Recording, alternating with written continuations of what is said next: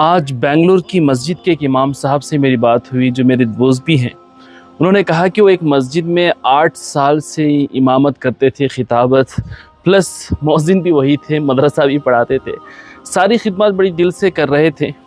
اچانک 8 سال کے بعد حال ہی میں اس مسجد کے صدر نے انہیں بلایا اور کہا کہ امام صاحب آپ کو 8 سال سے ہم دیکھ رہے ہیں، ابھی ہمیں کچھ نئی ویرائٹی چاہیے، نیا چہرہ، نئی آواز چاہیے، آپ اپنا انتظام کہیں اور کر لیں۔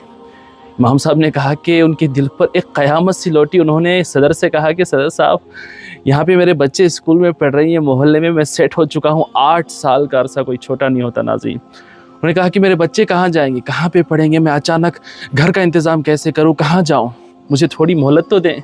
اس صدر نے کہا کہ تمہارے بچوں کی ذمہ داری ہماری تھوڑی ہے، تم اپنا انتظام کہیں اور کر لو۔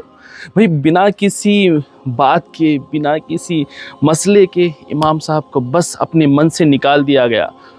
سوچی وہ امام صاحب کہہ رہے تھے کہ میں یہاں تو انہیں معاف کر دوں گا، لیکن قیامت کے دن اللہ کی بارگاہ میں عرض کروں گا کہ مالک میری اور میرے بچوں کی کیا غلطی تھی کہ ان لوگوں نے ہم پر اتنا ظلم کیا۔ یہ صرف بنگلور کے کسی امام کی بات نہیں ہے، بلکہ ہندوستان بھر میں ہمارے علماء کی یہی حالت ہو چکی ہے کہ کبھی بھی کسی کو بھی مسجد کی کمیٹی والے بنا کسی وجہ کے نکال دیتے ہیں اور کہتے ہیں کہ ہمیں کوئی نئی آواز، نیا چہرہ چاہیے۔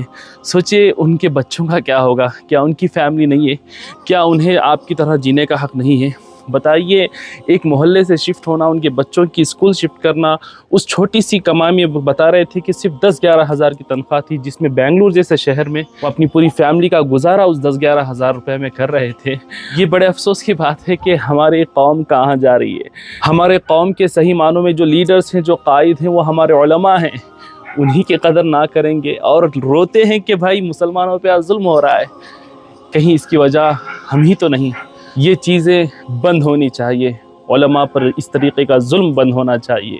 دوستو اس ویڈیو کو آگے ضرور شیئر کرنا تاکہ کسی اور امام کے ساتھ اس طریقے کا نہ ہو، اور کہیں ہو تو آپ اپنے محلے کے امام کے سپورٹ میں ضرور کھڑے ہوئیے۔